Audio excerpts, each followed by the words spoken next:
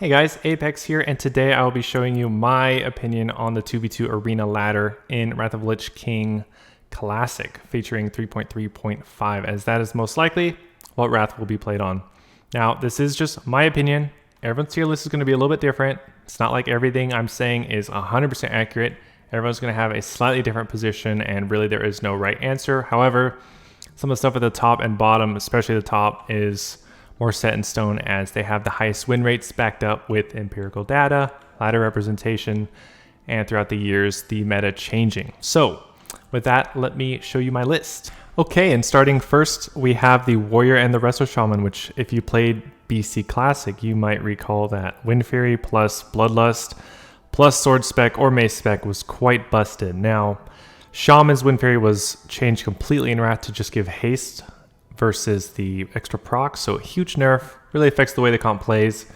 Warriors don't have that crazy mace stun anymore, and they are very negatively affected by slows. So a Warrior Rsham is nothing like it was in BC, severely nerfed. If you're planning on playing this, I would play something else.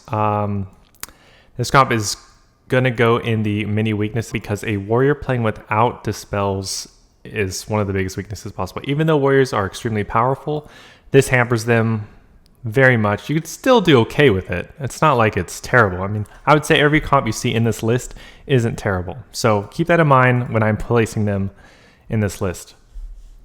Now we have Warrior Ret, which you might not have really seen much in BC. You might have not heard this comp in Wrath. It's not the best in Wrath, but Warriors are very strong. Prague/Ret is still very strong, good burst, but it's also not the best. Warrior Ret or Warrior Prague, it has a lot of weaknesses still. It can do okay though, so I would maybe put it in the lower end of viable. This comp,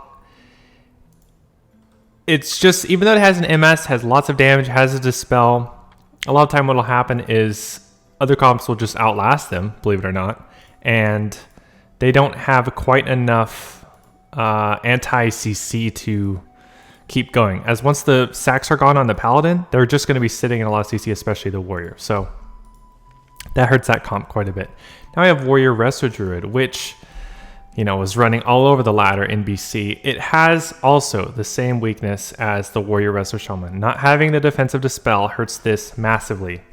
You might get to a point where you're just doing insane pressure on with the Warrior, and you just can't close anything out because the Warrior gets sat in a Frost Nova, in a Ellie Shaman root, in a Enhancement Shaman root, in some sort of CC, Hunter roots, just a chain of something. So that hurts this one very much so. I would even put it as well in the mini weaknesses. You can still do okay with it. I mean, maybe I'm being too brutal putting them down here, but the difference between a Warrior with a dispel and a Warrior without a dispel is, to me, night and day. And I play a lot of Warrior. I've also played quite a bit of Hpal and played with people, and they voiced their opinions too. So then we're getting to the Warrior Hpal, which is the best comp in Wrath for twos. Now, it has to be a geared Warrior. The Hpal's gear doesn't matter as much, but a Warrior that's really geared, it's the best. Now, a Warrior without the good gear, so we're talking, you know, non-heroic pieces, maybe non-heroic 10-man, maybe just honor gear, like you don't even have any PvE gear really. That's going to be more like inviable, believe it or not. The difference between a geared Warrior and a non-geared is just massive. And until you get to the end of Wrath, where Warriors really shine when they have gear, you're gonna this list is going to make them look amazing, but when you start playing a Warrior and you're missing a lot of this gear, it's just going to hurt you so much. So why is this comp at the top though? Well, a Warrior with the Hpal, which has Freedom, Cleanse. You also have Sacred Cleansing, which is the 30% chance to resist all magic, disease, and poisons for 10 seconds, which is also undispellable. So a Hpal can just spam dispel you. They give you your Freedom, your bop, so that you get, let's say, disarmed on a Bladestorm or something, and then they can just bop you, you cancel aura, the bop, and you just go right back to doing huge pressure. Then maybe the Pally helps a little bit with damage. He has a Haj. Being able to kill the Haj and then charge, kick, fear, which, you know, 3 of those aren't even real interrupts, but they act as one. So Hpal Warrior, very powerful, also very powerful in 3s, but I will show you that later in another video, but that is where Holy Pally Warrior goes. Do not underestimate this. It's amazing. It also has a very easy time with most double deeps. If you're against a double deeps team, this healer combination has a much higher chance than most to easily beat it. And that's mainly because of all the cooldowns they have to outlast. The Pally just has so much, and then warriors from BC to Wrath now have their shield wall and Enrager Gen. So just very scary comp. It's very annoying seeing the ladder, but it does have some comps that can beat it, believe it or not. It's not like, oh, just play Warrior Hpal, you just insta-get Glad. It's not like that at all. So, okay, moving on to the Rogue Shadow Priest. And just for reference, almost all the rogues in this list, we're going to assume they're subtlety. Assassination kind of works, but most of them are going to be sub. Now, a Shadow Priest rogue feels very oppressive. At the beginning of the game, if they get a sap on you and then they got a Tricks of Trade opener, Shadow Dance, and you just do the Priest Silence plus maybe Blind, maybe you hold it though, you can get a Trinket, maybe 2 trinkets, maybe a Trinket cooldown, maybe Trinket cooldown from both people, and then you just go Stealth Reset, and Priest just kind of shields, dispels a little bit, heals you back up, and 1 minute later you basically win. Because if you can sit someone in a stun with a full Shadow Dance with a Blind Silence, I mean, the damage that a subtlety rogue with ARP gear has is just devastating. I mean, I've seen people literally die from a geared sub rogue in like 3 globals. It's crazy. They just, because Ambush has like a 90% crit chance or something. Yeah, you have a talent for like, I think 45% crit. And then with all the agility they have, it's another like 50. So they almost have a guaranteed crit even with Resolve. So very devastating. Pretty much the best Shadow Priest or comp other than Mage, and definitely the best rogue comp in 2s. So if you want to do really well as a rogue in 2s, maybe you were playing a lot of Dis Rogue in BC as that was more strong. However, with all the buffs that Shadow got, Shadow Rogue is very strong. And I actually played this back in the original Wrath.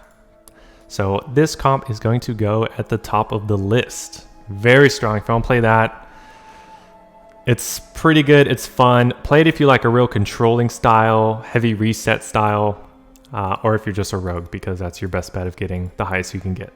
So next we have Mage Shadow, which I've played quite a bit of. Now, this is called Shadowfrost or Shatterplay, and this, in my opinion, is almost on par to be it's like tied first or almost first. This comp is very strong. It's actually one of the only ones that I play that I am then like not sad to see a Holy Pally Warrior across the arena, because this comp, with all of its slows, all of its control, all of its ability to reset, kite, you can get MS to fall a lot and then recover because of all the Mage's CC, slows, roots, deep, everything. And this comp is just fun to play too. It's just great. The only thing that's annoying is some Hunter comps. The Mage can really struggle to get anything going and just die very quickly to the Hunter.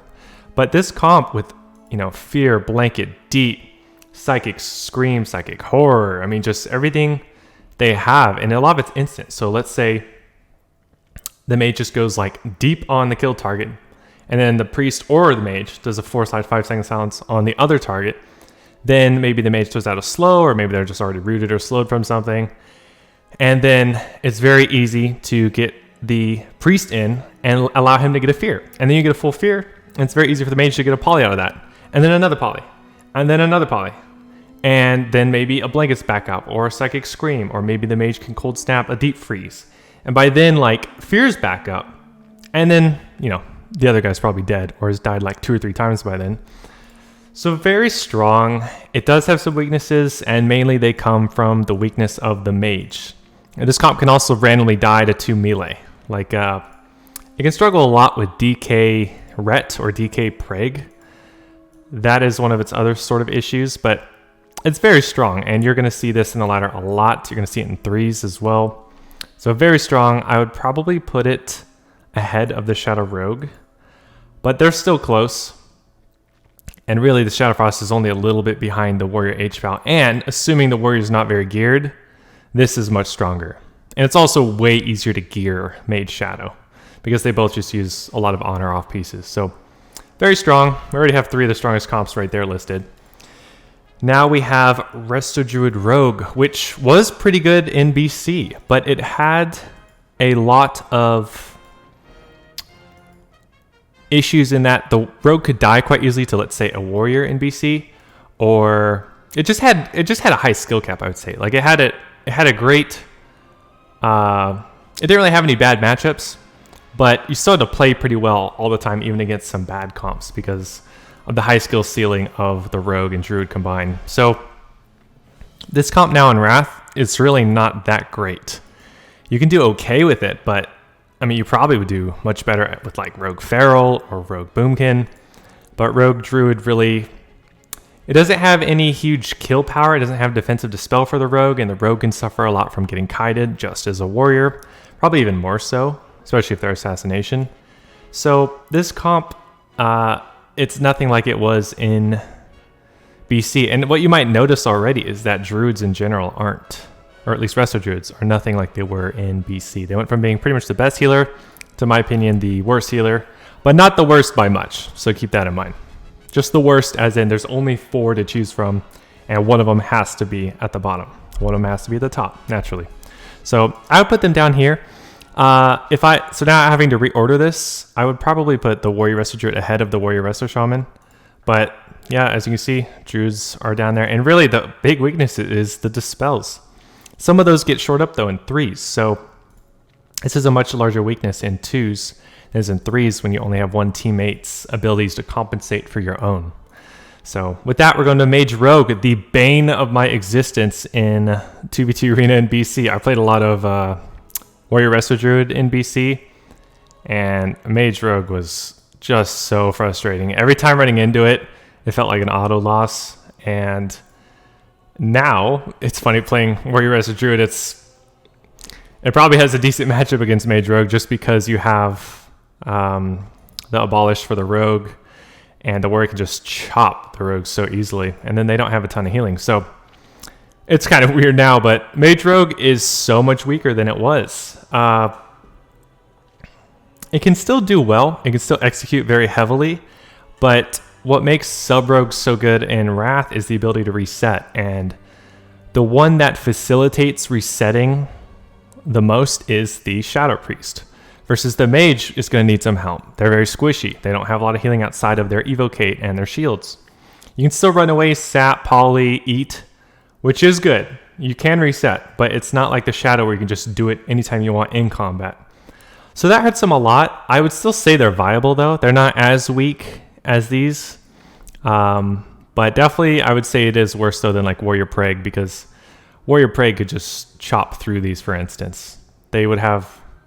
They're just much more resilient, both of them. So, and also, Shadow Priest can get rid of shields on Paladins. Obviously, Mages can't. So, big difference there. Now we have Rogue Lock, which is typically going to be a Destro lock in 2s, but it could also be a Demo. This is more gimmicky in a way, but it can work well. If you're playing, let's say, Destro, the Rogue can facilitate the CC, of course with the lock doing it too, but the Rogue initiating all of it with Stealth, Sap, Cheap Shot, Blind, Kidney, Gouge. And then the lock can kind of just do like Shadow Fury, Coil, Blanket, maybe Seduce, and just get massive Chaos Bolt, Conflagrate, Shadowburn. And that can be 3 globals basically, because your pet's globals are different than your own as the lock. So you can get some huge burst in, and the Rogue's burst is insane too. And he will be sub for sure. So this comp's not bad. I would say it's similar to the Rogue Mage. It's probably a little worse than it though, but you can do well with it for sure. And now we have Rogue Feral, which is very strong against some comps, some that have a lot of ramp up time. This comp can just destroy. Similar to BC as well, but it lacks Dispel. It has some decent resetting potential, but it can just die very easily to a lot of the other double melees, or like a melee healer, like a Warrior Hpal or a Warrior Disc, or like almost any double melee deeps that has plate in it will beat them. So they have some weaknesses, but they can just absolutely destroy certain comps.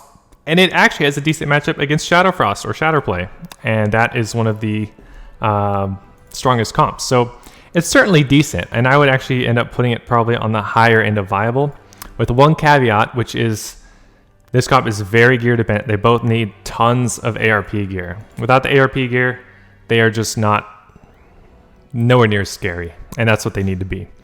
Now we have Boomkin Rogue, Spicy Chicken, and Stabby Daggers. So this one's decent. Once again, it has some of the same weaknesses as these others. I would say the Rogue Feral does a little better job than it at KOing, but the Boomkin can live a bit longer. So kind of a trade-off. So the Feral Rogue will do better against certain comps, while the Boomkin Rogue will do better against some other ones.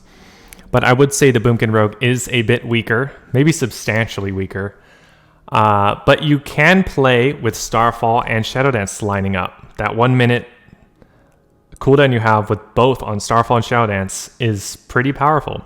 So you can play a style where you're just trying to KO in a little CC, and then you reset, re-stealth, maybe even the Boomkin re-stealths, and then you come back out, Cyclone, Blind, Gouge, Cheap Shot, Kidney, Kick, Roots even, and then you just go Trance, Shadow Dance, Starfall, and you can kill something pretty easily. Plus the Rogue has its MS, so it's not bad. And everything in this viable category is falling in the same place, where they have a couple weaknesses or they have just some small struggles, but they're still viable. You can still do well with them. It's just going to be a lot harder than if you're playing what's at the top. So this comp is going to go near the bottom, but all of these are quite close. But you can more consistently win with a Rogue Mage or a Rogue Lock, as their CC is just a lot stronger than the Boomkins. And now we will move to Rogue Pret or Rogue Ret. Either or, you can play both. They're both strong. The Ret will have much higher burst, but the Prague will have much higher healing. So it depends what your guys' gear is, what you're going up against. The Ret will do much better against healer teams, but the Prague will do much better against everything else. So let's just assume it's Ret, but if it was the last season, it would be Prague most likely, as that's when that one really gets strong. So either one is strong, and I would probably end up putting it in the great category, because with the amount of healing that the Pally has, along with the Dispel and the MS that brings, and their just damage output and their burst, it's just very strong. They can have a lot of struggles getting kited. Like let's say they're playing against Shadowfrost. Shadowfrost can just outlive them with blocks, disperse, getting in the open, kiting, preventing resets with blizzards. So that can really hamper them. But this comp can even beat like Warrior Holy Pally. But the Rogue is quite susceptible to dying to the Warriors. So that's a big weakness. The Rogue is susceptible to dying to Warriors. So that's its main weakness. But this comp is actually not bad. And if you are a Rogue or a Red or Prague, this is a decent option to play. Now we have Hunter Prague or Hunter Ret. This is quite a bit stronger than the one I just talked about. Hunters have much higher on-demand bursts from range. They can just go aim shot, Chimera shot, Arcane shot, Serpent Silence, run in, scatter shot, and then maybe even kill shot if they get that low. And then you have the double execute of Hammer of Justice plus kill shot, which can just, they hit 20% and they're dead. Like maybe even through shield wall. So very strong. This comp in threes is called Cupid Cleave, played usually with the Disc Priest.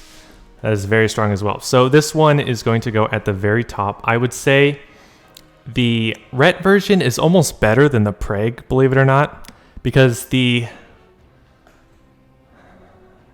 Prague has the issue of not doing as much burst on demand, while the Marksman has that. And when you combine those together, it ends up being sort of that critical mass. You can quickly get someone under that 20% to do the double execute with kill shot and Hammer of Justice. So it's quite strong, but it actually has some trouble against the Shadow Rogue. The Shadow Rogue can just kind of just face roll over the Hunter with Dismantle, Psychic Scream, just lots of stuns, kind of shut out the Pally, even with sacks. And because the Pally sometimes can't sack if they play the intro a certain way. So he's going to have to bubble, and then they can empty the bubble very easily. And this comp can actually beat that one sometimes very easily. So that's one of its weaknesses, but it's still extremely strong. Everything at the top of this list is very strong and can easily beat one another, with the exception of this one, if they're geared, is the hardest to beat. Thanks for watching, guys. That is part 1, and I'll be posting the second half very shortly. So if you guys enjoyed this, please throw the video a like and subscribe, and I'll see you then.